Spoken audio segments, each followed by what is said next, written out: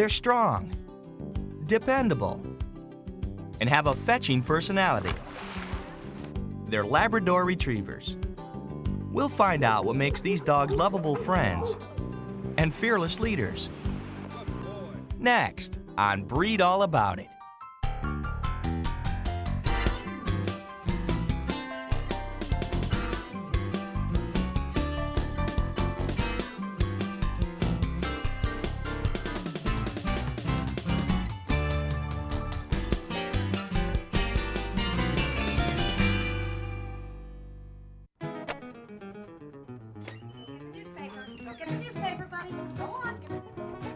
Cyrus is your typical Labrador Retriever. Retrieving is what he does best. It's just that sometimes he gets a little carried away.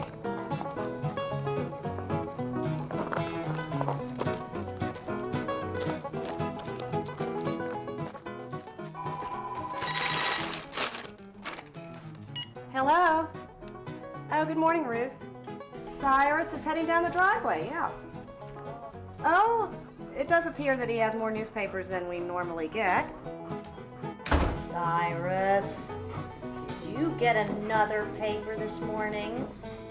He gets into trouble. He knows he can get away with it because he knows that I love him down to the core. Cyrus has always been just a very loving dog. He's great with kids. Kids love him. He's got a great personality.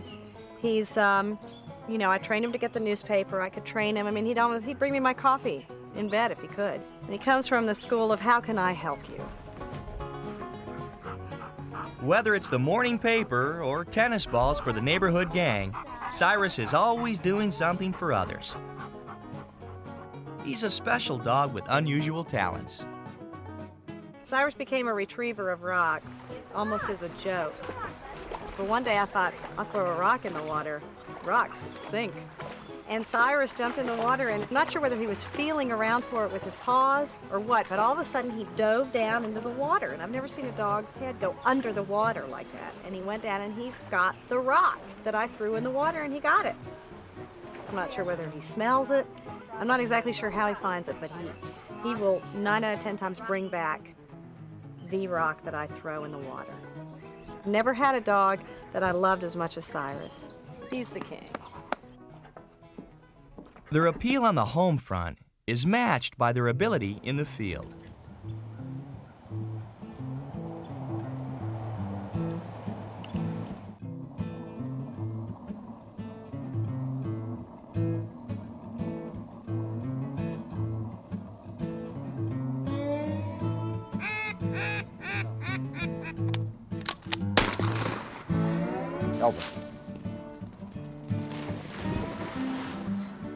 Labs have a reputation as an all-purpose, all-weather sporting dog.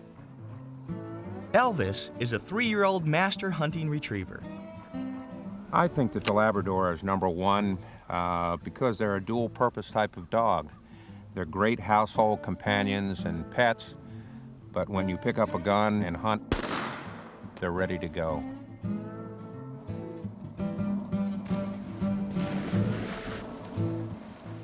Labs do one thing better than almost any other dog. They'll retrieve anything, anywhere, anytime. Elvis isn't just running into the water and fetching the buoy. Several buoys are launched into the water in different places at slightly staggered intervals. Part of Elvis's skill is watching the order the targets go in, where they go, and retrieving them in order. Elvis practices like this often to keep sharp for the American Kennel Club and field trial competition. We feel that it's very important to simulate all those things that the dog is going to see in the field. So the use of a gun, shots, being familiar with decoys, dogs going in and out of boats, everything we'd actually encounter in a hunting situation. To give Elvis a serious challenge, decoy geese on land and in the water mingle with real geese. The real geese don't realize this time they're the decoys.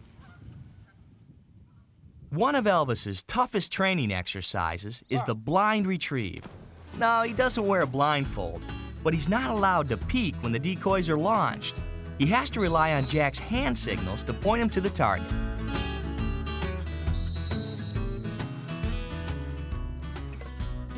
We like the Labrador Retriever because they're so biddable. For the average handler or owner, they seem to be the easiest to train. It's easy enough for a dog to retrieve something he saw, or even something his handler directs him to. However, in real-life hunting situations, dogs don't always have visual cues. That's when the lab's sense of smell kicks into high gear. Okay. Dr. Larry Myers of Auburn University's School of Veterinary Medicine has been studying the mysteries of the canine olfactory system for years. We don't really know how much better a dog's sense of smell is than a human's. We know it's a lot. When a dog sniffs air, we have a straight shot, virtually, to this rather yellowish tissue right here, which contains the receptor cells for the sense of smell. Now, this becomes electrically activated by the odor, and this information is transmitted through the olfactory nerve, through this little bony plate, to this structure, which is the olfactory bulb. The olfactory bulb is within the central nervous system and responsible for quite a lot of analysis of olfactory information. Much of this portion of the brain of the dog is in fact devoted to the sense of smell. Dogs usually have 20 to 30 times the number of receptor cells that we have. Comparatively, the human's olfactory bulb is extremely small. The dog is really designed to smell. Our subject, Clint, is letting Dr. Myers test just how superior his sense of smell is. He's blindfolded to reduce outside stimulus. Since Clint can't talk, he also has electrodes attached to measure the activity in the olfactory centers in his brain. Highly diluted samples of scent are kept in sealed glass vials in a smell-proof box. When Clint is calm and undistracted, Dr. Myers' assistant opens the vial and tries to gauge the subject's response. Any curiosity or interest in the vial means he's detected a smell, even though it may be extremely diluted to 1 part per million, well beyond human detection. What we can't tell is how much he likes what he's smelling.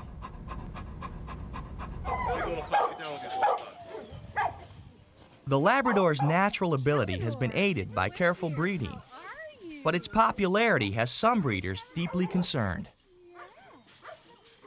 The curse of any breed is being #1 on the AKC list. It means that anybody who has a Labrador can put 2 Labradors together and raise a litter of puppies and probably sell them. Unfortunately, sometimes those people are very well-intentioned but very poorly informed. We know that in the Labrador there are some really big health problems that are a very big concern. One is bone and joint problems, primarily hip dysplasia, and other bone-related problems that can be lumped together as elbow dysplasia and different forms of osteochondritis. If you are considering purchasing a Labrador, you should definitely get one from breeding stock that is certified free of hip dysplasia. Skeletal difficulties aren't the only problems labs face. The other big problem that occurs in Labradors are eye problems, progressive retinal atrophy and central retinal atrophy.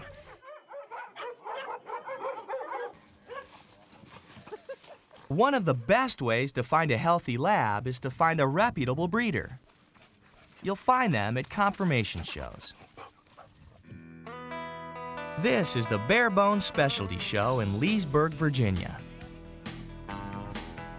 Ann Evans is here competing with her dog, Ransom's Duckback Indigo.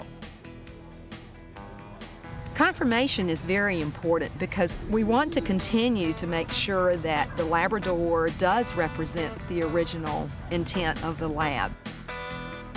And what was that original purpose?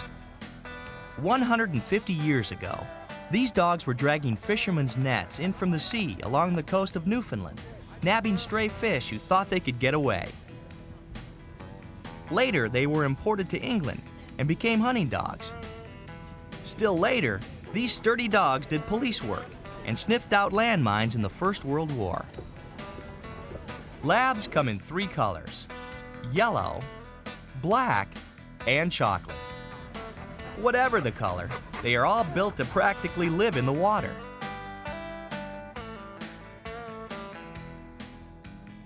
The thick tail is often compared to an otter's. In the water, it works like a rudder. The double coat consists of a downy inner layer, which keeps him warm, while the coarser, oily outer layer repels water. He's wash and wear. And the webbing between his toes gives his doggy paddle an extra push. Full speed ahead. They also develop what's called a soft mouth, a configuration of teeth and lips which allows them to carry game without damaging it. However, the characteristic that breeders take the most pride in developing is temperament.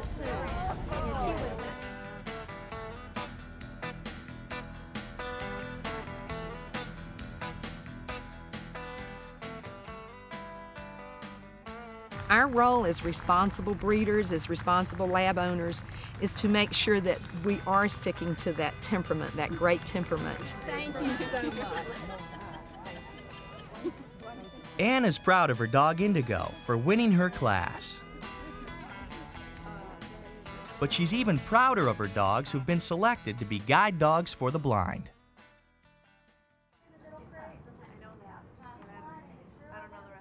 Headquartered in Yorktown Heights, New York, Guiding Eyes for the Blind is one of the country's oldest service dog organizations. Every year, Guiding Eyes provides guide dogs for over 160 blind people, changing their lives forever. And more than 98% of the dogs that graduate from this special school are Labradors. If we had to sum up what makes the Labrador Retriever superior, if we will, to other breeds of dogs, I think it'd have to be said in 2 words: self-confidence and adaptability. The Labrador is paragons of these 2 particular virtues. Amos is an 18-month-old lab who's been in training for 3 months. The fundamental things that we teach, moving forward, taking left and right turns, moving around obstacles, looking out for traffic but not becoming so sensitive to it that they're afraid to go into the street. All of these puts great stress on some dogs. The truly exceptional guide dog is the one that responds to all of these individual things and comes up with initiative. Amos has already passed a battery of tests and is now in the final stage of training. While it may look like he's just walking down the street, the skills he's already mastered are tremendously complex and pretty unnatural for a dog. The first thing that a guide dog has to learn how to do is to move forward in a straight line at a consistent pace. It may be so simple that it's absurd to point it out, but in order for a dog to learn to stop at the end of the block, he has to learn to go to get to it. Even the simplest tasks have hidden pitfalls. If we see Amos go up a curb, his instructor stumbles over the curb as though he had no sight at all, and this teaches Amos very quickly what will happen if he makes that mistake in the future. As we see Amos recovering from these mistakes, his head's up, his tail's wagging, he knows what he should have done there.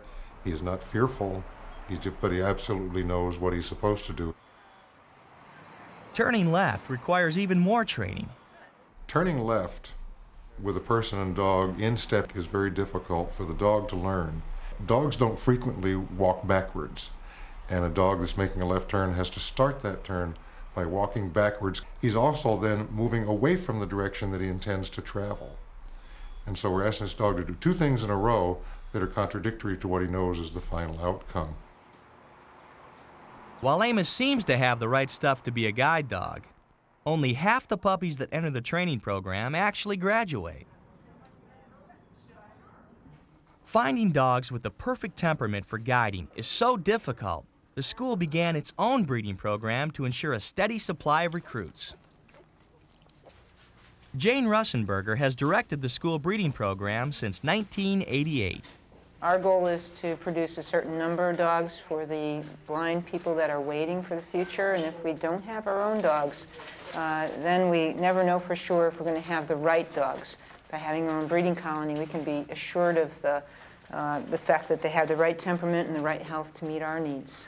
If negative things happen to the Labrador breed, we've got our own gene pool. As vital as good breeding is to making great guide dogs, Guiding Eyes goes to great lengths and great expense to guarantee there will always be a fresh supply of these pups.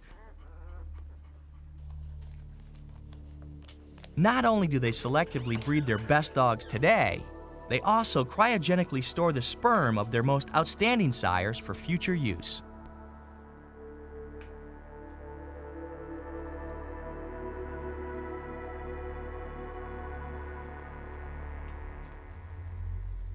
Having a cryogenic center is something very special for a guide dog school, but it helps us to preserve our dogs for the future, so we have the very, very best dogs to choose from.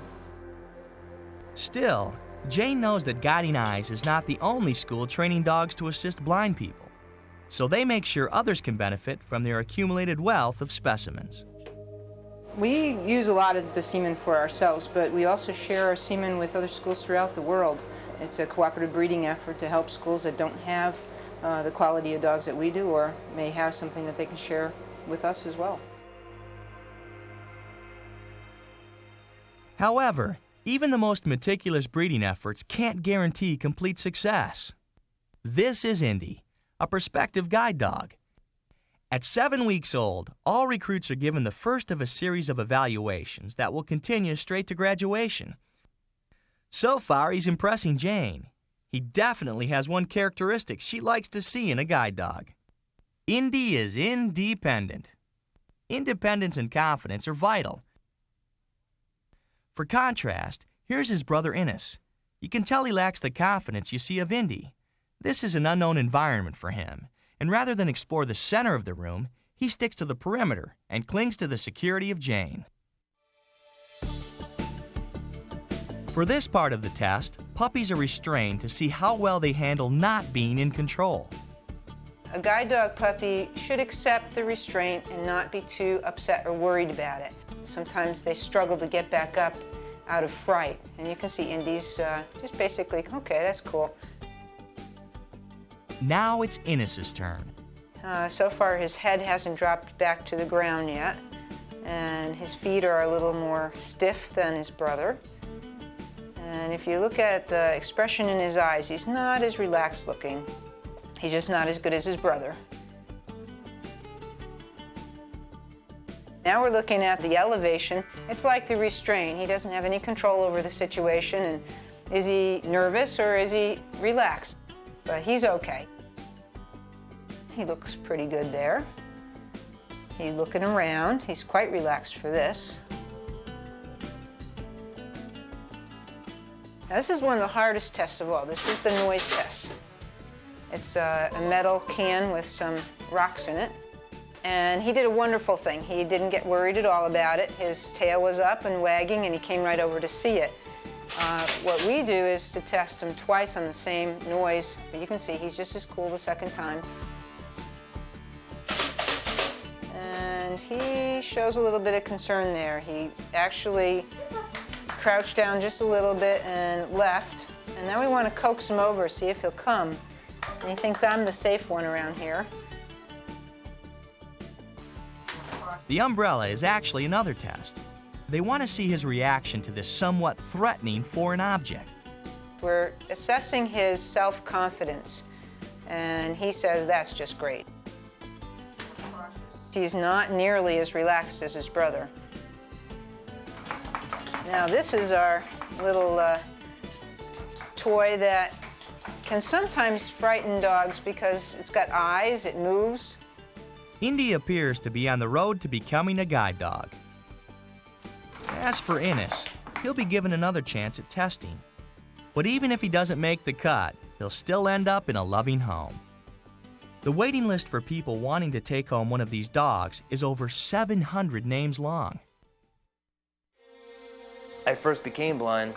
It was dark, it was cold, it was something I was totally not used to. In 1993, Alan Golubeck lost his vision in a motorcycle accident. He learned how to use a cane, but always longed for the active lifestyle he had before the accident. The school called Alan and offered him a dog named Kessler. I got Kessler, and it seemed to get brighter and brighter and brighter as days went on. Now Kessler is Alan's constant companion, waiting patiently while Alan works on one of his newfound passions, building wooden canoes. After I build these boats, I take them out and I burn them in the water, and I get my guide dog, and the two of us, we paddle around the water, and it's a great sense of freedom. It's a lot of fun.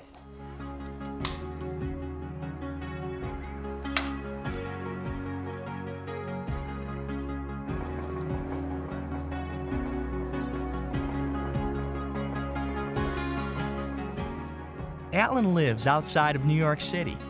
He and Kessler often board the train to go there in order to visit friends.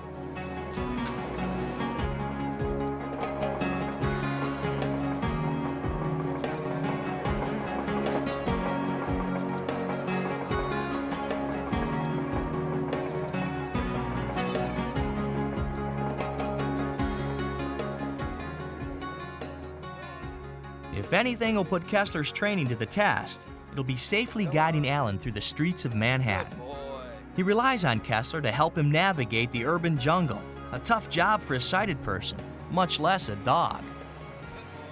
You've known dogs all your life is to fetch and to play and to be obnoxious and just to be a dog. And here you are putting your life in your hands with a dog, crossing streets and going upstairs and getting on subways. But now, having Kessler for almost 3 years, I wouldn't do it any other way. I walk faster, I walk safer. I know I'm in good hands with him. Manhattan is very busy, very populated. It can be stressful. That dog works. He works hard. His head is constantly going back and forth looking for obstacles, and he makes sure that you are safe. That's his job. It's definitely doable. It's done all the time. I mean, I go into the city, visit my friends, and it's great. There isn't anything that he can't do. I got my freedom back.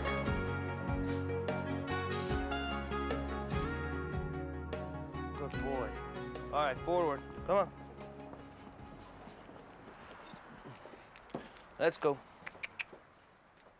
Guide dogs like Kessler can work until they're between 8 and 10 years old. By then, older dogs have a harder time keeping up with the rigorous daily requirements of guiding a blind person. Good boy. Good boy. But the list of families waiting to adopt the school's retired guide dogs is almost as long as the one to adopt puppies. I'm going to keep him as long as I can, and my family's got dibs on him already when he has to retire. My father, who lives down in North Carolina, when he's seen how happy I was, he's now a puppy raiser. He's on his second dog, which I think is great. Although a guide dog costs as much as $20,000 to breed, raise, train, and place with a blind person, no blind person is required to pay for the dog that they receive. Completely supported by voluntary donations from the general public. Everybody that's involved is doing it to help somebody, and it's a real gift of love. What else could you do in life that could give you that kind of a thrill? With their sunny dispositions and generous hearts, labs like Cyrus and Kessler bring a ray of light into the lives they touch. They're all-around athletes, versatile workers, and loving companions.